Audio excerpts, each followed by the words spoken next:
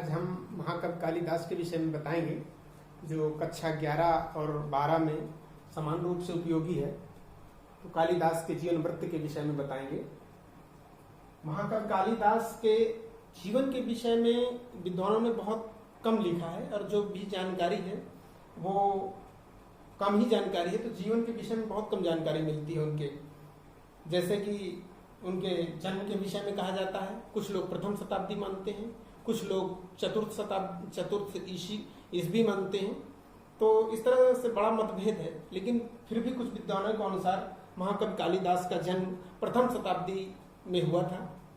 और इनके राज्याश्रय के विषय में है कि वो चंद्रगुप्त विक्रमादित्य के समय में थे। इस तरह से बहुत ज्यादा जो भी जानकारी है वो पुस्तकों में कक्षा 11 और 12 के कालिदास के विषय में पूरी जानकारी मिल जाएगी।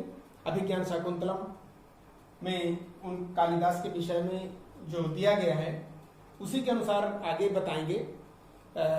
कक्षा 11 और 12 में दोनों में कालिदास के जीवन के विषय में दोनों में दिया गया है, और दोनों कक्षाओं के लिए बहुत महत्वपूर्ण है। थोड़ी जानकारी यहाँ दे रहे हैं, तो इससे आपको रचनाओं के विषय में पता चल जाएगा। और जैसे कि महाकवि कालिदास के विषय में एक किंवदंती है कि महाकवि कालिदास मूर्ख थे। एक किंवदंती के अनुसार कालिदास महामूर्ख थे। उनका विवाह एक सुयोग्य एवं कला प्रवीण राजकुमारी से हुआ। पत्नी द्वारा अपमानित होने पर उन्होंने देवी काली की उपासना की, और उसके वरदान से उन्हें कवित्व शक्ति प्राप्त हुई। घर लौटने पर उन्होंने पत्नी से कहा, क्या कहा? अनावृत कपाटम द्वारम देहि। पत्नी ने संस्कृत में उत्तर दिया, अस्ति कश्चित वाग विशेषण। मतलब इसका यह हुआ कि कालिदास मूर्ख थे और उनका विवाह एक विद्वान कन्या से हो गया। तो जब कन्या विद्वान से विवाह हो गया, तो एक बार किसी संस्कृत शब्द को लेकर के उच्चारण में कालिदास से गलती हो गई। तो वो समझ गई, क्योंकि वो राजकुमारी बहुत ही कला प्रवीण और विद्वान थी। वो समझ गए कि कालिदास तो मूर्ख है। उन्होंने अपने घर से कालिदास को निकाल दिया। इसके बाद कालिदास जाते हैं और महाकाली की उपासना करते हैं।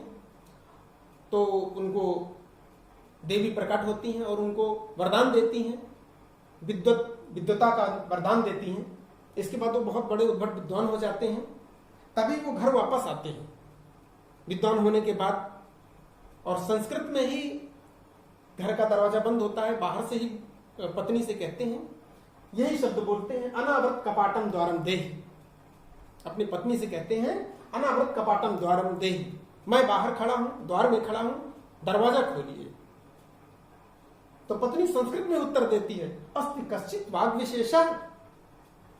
पत्नी अंदर से आवाज देती है, अस्ति कश्चित वाग विशेषण, वाणी में कुछ विशेषता आ गई है। कालिदास यही इनके 3 वर्ड लेकर के, अस्ति कश्चित वाग विशेषण, यही 3, जब वो ये इनकी पत्नी बोली 3 शब्दों से, तो इन्होंने उन्हीं 3 शब्दों से, जब पहले संस्कृत में 3 शब्द थे, उन्हीं 3 शब्दों से उन्होंने 3 महाग्रंथों की रचना कर डाली। कौन कौन से? कालिदास ने इसमें 3 शब्दों को लेकर 3 काव्य ग्रंथ रच डाले। कौन कौन से? अस्ति से उन्होंने 3 शब्द बोले थे, अस्ति कश्चित वाग विशेषण। अस्ति से उन्होंने कुमार संभव की रचना कर डाली, कश्चित से उन्होंने मेघदूत की रचना कर डाली, और वाग से रघुवंश की रचना कर डाली। इस तरह से उन्होंने उनके 3 शब्दों को लेकर 3 ग्रंथों की रचना कर डाली। इस प्रकार से कालिदास की रचनाएं और भी हैं। इस काव्य ग्रंथ कौन कौन से? रघुवंशम और कुमार संभव, ये इनके काव्य ग्रंथ हैं। नाट्य ग्रंथ कौन कौन से हैं? अभिज्ञान शाकुंतलम, विक्रमोर्वशीयम, मालविकाग्निमित्रम, इनके 3 नाटक हैं। गीत काव्य कौन से हैं? मेघदूतम और ऋतु संहारम, इनके गीत काव्य। तो कितने हो गए? 1 2 3 4 5 6 7। महाकवि कालिदास की यही 7 रचनाएं विश्व विख्यात हैं। इसके बाद कालिदास के समय के विषय में तो प्रथम शताब्दी हो गया।